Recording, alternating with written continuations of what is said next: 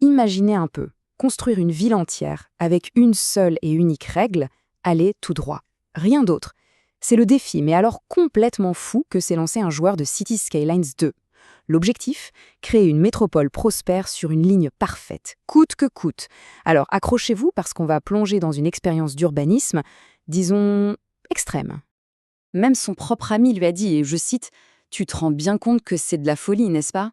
Et franchement, c'est exactement ça qui est génial dans cette histoire. On a un projet qui a l'air tellement, mais tellement impossible, que tout de suite on se demande, est-ce que ça va marcher ou est-ce que ça va être un crash monumental? Bon, alors d'où vient cette idée un peu dingue? En fait, elle est inspirée d'un YouTuber, GeoWizard, qui a pour délire de traverser des pays entiers en ligne droite. Mais là, on prend ce concept et on l'applique à un jeu de gestion de ville. Et attention, la différence est énorme, parce qu'il ne s'agit pas juste de tracer un trait sur une carte, hein. Non, non. Il faut gérer de vrais habitants, des services, l'économie, bref, toute une vie qui doit s'organiser le long de cette ligne qui ne pardonne rien. Alors, quelles sont les règles du jeu? Elles sont, disons, simples, mais brutales. D'abord, le nom de la ville, The Roller, la règle en français, ça donne le ton. Ensuite, la carte. Ah, la carte, Mountain Village. Comme si ce n'était pas assez dur, il a choisi exprès un terrain plein de montagnes, bien accidenté, juste pour pimenter un peu le défi. La méthode? On part d'un coin et on trace à 45 degrés, une ligne parfaite. Et l'objectif final, arriver de l'autre côté, sans jamais, au grand jamais, dévier de cette ligne. Ok, le plan est là, on sait où on va.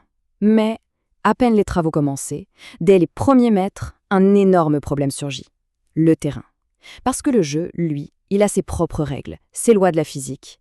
Et les montagnes, bien raides, eh bien elles n'ont pas du tout, mais alors pas du tout, envie de se laisser faire. Et c'est là, vraiment, que tout aurait pu s'arrêter. Le message du jeu est sans appel. Pente trop raide. Fin de la discussion. Impossible de construire. Alors la question se pose, comment on fait? Comment on force le passage? Comment on construit une route parfaitement droite à travers une montagne qui, littéralement, vous dit non?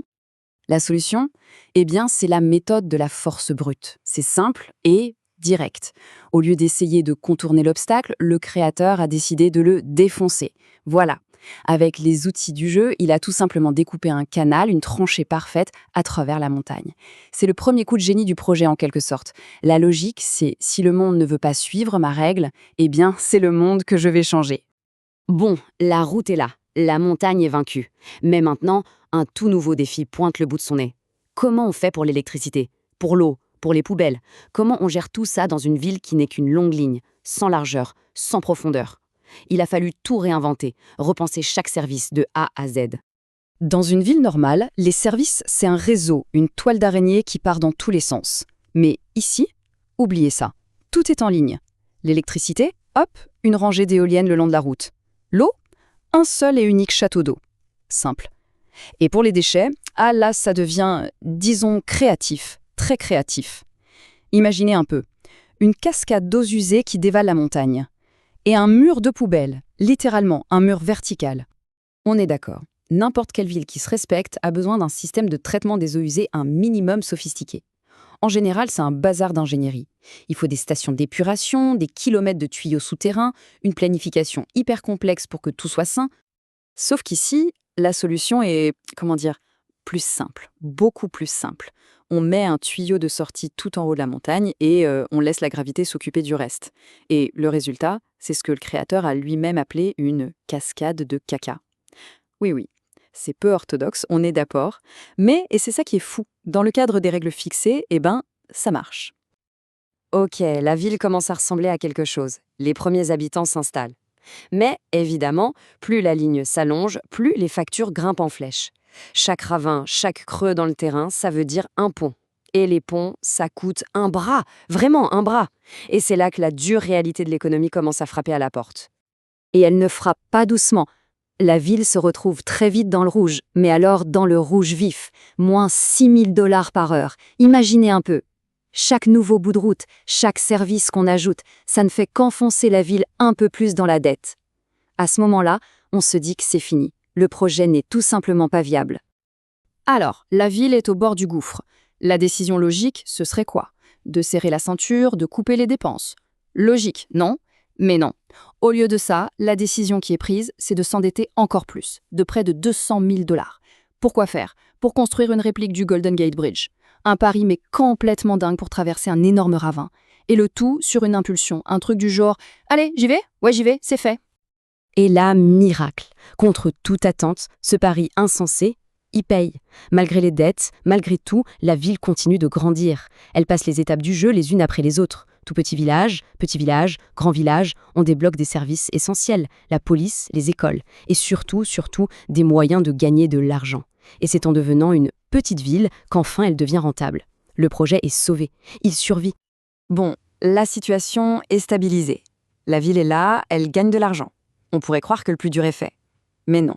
L'objectif final, c'est toujours d'atteindre l'autre bout de la carte. Et ce n'est pas encore gagné. Loin de là.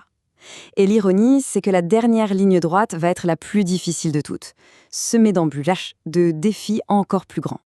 Ce parcours final, c'est un peu le parcours du combattant. Jugez plutôt. D'abord, il a fallu creuser un tunnel pour passer sous une autoroute déjà là. Ensuite, survivre à une tornade, sortie de nulle part. Une tornade! Et bien sûr, une nouvelle montagne immense à découper. La plus grosse tranchée de tout le projet. Mais le vrai coup de massue, le défi le plus vicieux, il est venu de l'intérieur. Et voilà, l'ironie la plus cruelle de toute cette aventure. Pour qu'une ville aussi longue fonctionne, il faut absolument des transports en commun. C'est vital. Le créateur avait donc mis en place un système de tramway. Mais voilà le problème. Le fameux Golden Gate Bridge, ce pont magnifique qui a coûté une fortune et sauvé la ville, eh bien, il n'est pas compatible avec les lignes de tram. Résultat, le système de transport public, la clé de voûte du projet, est un échec total. Un fiasco. Alors au final, après tout ça, les montagnes découpées, la cascade, bref, vous savez, le pont hors de prix, l'échec du tram, quel est le bilan? Est-ce que The Ruler est un succès? Une bonne question. Pour y répondre, le mieux c'est de regarder les choses point par point. Et ce bilan, franchement, il est fascinant. Côté rectitude, presque parfait.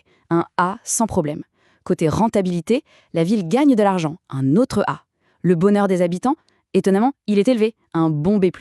Mais alors, les transports publics, là, c'est un F. Un 0 pointé. Un échec complet. Donc ce qu'on a, c'est une ville qui fonctionne, qui est heureuse, mais qui a une énorme faille logistique en plein milieu. Et c'est ça la conclusion la plus folle de toutes. C'est que contre toute attente, contre toute logique d'urbanisme, cette ville complètement absurde, elle fonctionne. Elle n'est pas juste viable, non, elle est rentable. Et ses habitants, ils sont contents d'y vivre apparemment. L'économie tourne, les gens sont heureux. D'une certaine façon, malgré tout, ce plan complètement rigide a réussi. Et ça nous laisse avec une dernière question, une question assez vertigineuse. Si un plan aussi rigide, aussi absurde, peut quand même donner naissance à une ville prospère, qu'est-ce que ça nous dit, au fond, sur l'importance de la flexibilité? Cette expérience, elle montre bien qu'une contrainte extrême, ça peut pousser à être super créatif. Mais ça montre aussi les dangers d'un plan trop rigide. Et puis, si même une cascade de déchets n'empêche pas les gens d'être heureux, alors peut-être que ce qui fait une bonne ville, c'est bien plus bizarre et bien plus flexible que ce qu'on imagine.